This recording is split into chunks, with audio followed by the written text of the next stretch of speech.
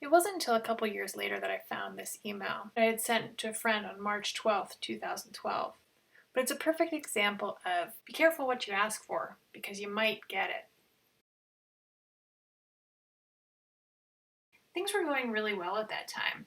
I had a job I really liked. I had a great husband and amazing kids. I had been doing a ton of triathlon training, and Eric and I had just found out that we'd both been selected to be part of Team USA to race in the ITU Cross World Championships. And we had just gotten our Team USA supersuits. The best part about it was they had our names on our butts. I was in the best shape of my life, but I always felt just a little bit off. A lot of times I woke up feeling hungover, I had a lot of sinus pressure, and I just had a ton of fatigue as well. I was always going to the doctor for blood work because I was convinced something was wrong. But they were like, "Lady, stop bothering us. You're not even vitamin D deficient." And that's kind of like a requirement to live in the Seattle area. So I accepted the fact that the way I was feeling was because I was doing a lot. I was just busy. So I just kept on keeping on and enjoyed each day as best I could.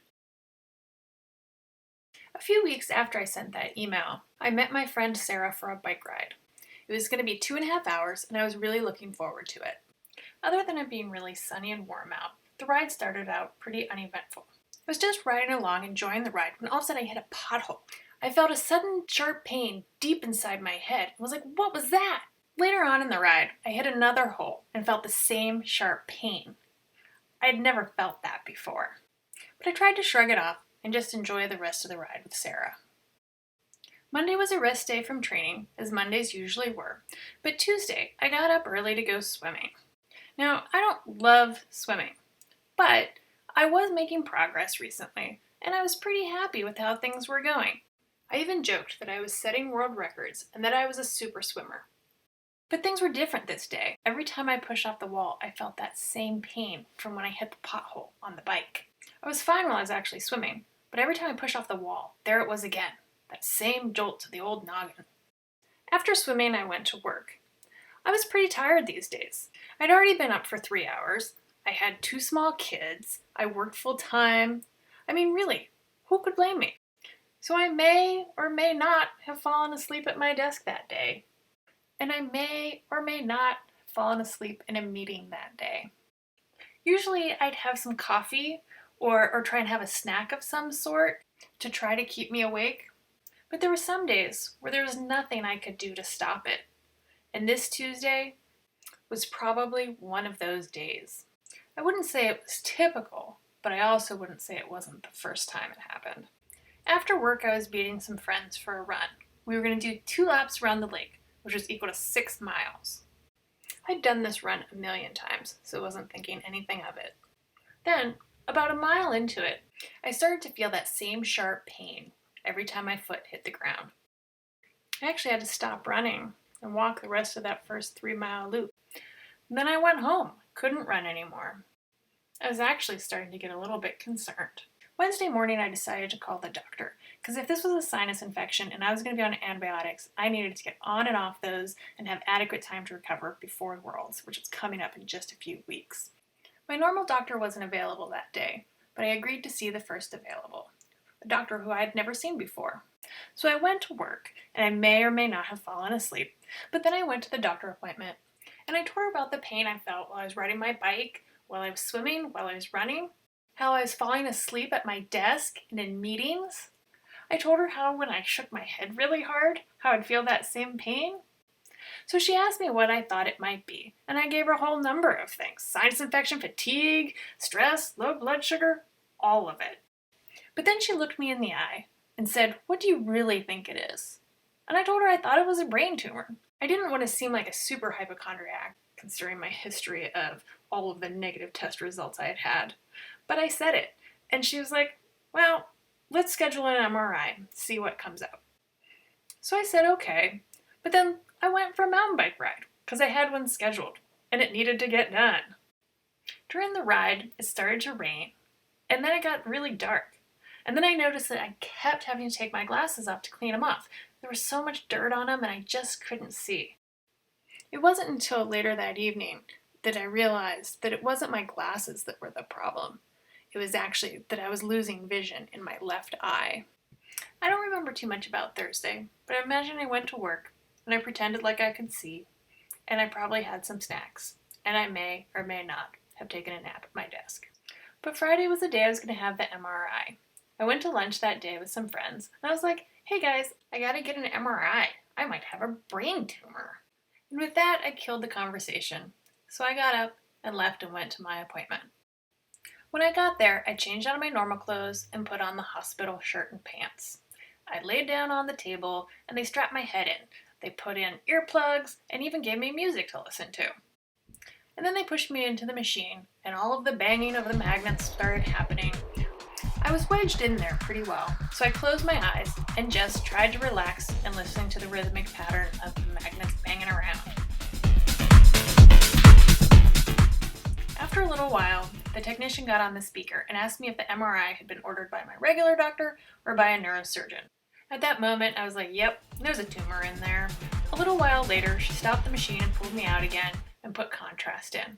I wasn't supposed to get contrast, but I knew enough about it to know that there was something in there and they wanted to see it better. After about an hour, the test was done.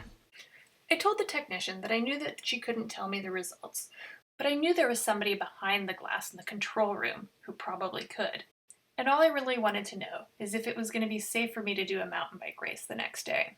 So the technician left the room, and I waited, and I waited, and I waited some more. Finally, she came back. In a very monotone voice, she said to me, yes, you may do the mountain bike race tomorrow. The delivery wasn't super convincing, but I said, okay, I guess they're letting me go. They say it's safe. Must be safe. So Eric and the kids picked me up in the brand new Jeep we had just gotten that day. It was loaded with the bikes, we had pizza, and we were off to Eastern Washington for the mountain bike race. It wasn't until later that night, when I was getting ready for bed, that I noticed that I had a missed call from my doctor. Bum, bum, bum. Saturday morning, I woke up early to get ready for the race. I wasn't feeling great, still couldn't see, but I did my best to get excited. When it was time to line up for the race, I was excited. I was warmed up and ready to go. While I was waiting for the race to start, I noticed that there was a guy in the wave ahead of me on a unicycle. A unicycle. That's one wheel, and this was a mountain bike race. I had many questions about this that included, but were not limited to, did he realize that this was a mountain bike race with rocks and bumps and uphills and downhills? And he was on a unicycle? This course was challenging enough as it was with two wheels, and then this guy was going to try and do it just on one wheel. And he was starting ahead of me? What was that about? The race started, and I was able to quickly catch up with and pass the guy on the unicycle. I was having a lot of fun on my brand new, super fancy mountain bike. My head was hurting some when I was hitting some rocks and bumps, but all in all, I was just enjoying the race and having a ton of fun. And I wound up winning my category, which is always a bonus. Afterwards, we stuck around and watched Eric race. And during his race, I talked to a friend who was there visiting from Utah. She's a nurse, so I told her my predicament. And she laughed and laughed, not at me, but she said she didn't want to worry me, but said I'd also be surprised if I knew what they let people leave the hospital with. Monday morning, I called the doctor. Turned out she wasn't in the office that day, and no one there was able to give me the results. So I decided to move on with my day and instead celebrate my birthday with my family. I was turning 38. I wasn't young anymore, but I certainly wasn't old either. But I will admit, it was a little bit weird trying to celebrate, knowing that I was going to probably get some not so great news in the next day or so. I was at work on Tuesday morning when I was finally able to get a hold of the doctor. She confirmed what I had already suspected, that I did indeed have a brain tumor. So all those times that Eric and I joked about it not being a tumor, it was a tumor. She told me that it was most likely a craniopharyngioma, most likely benign, and that it sat right on top of my pituitary gland. She went on to say that I was going to have surgery.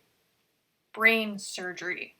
Like they're going to cut open my head and stir my brains around until they found the tumor, and then they would take it out.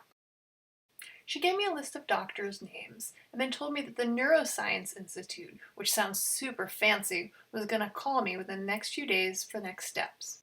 All of this information was totally terrifying, but also fascinating. And after that phone call was when I stopped shaking my head to see if it still hurt. And then I realized it was just my birthday, and Eric got a brand new Jeep, and I got a brain tumor.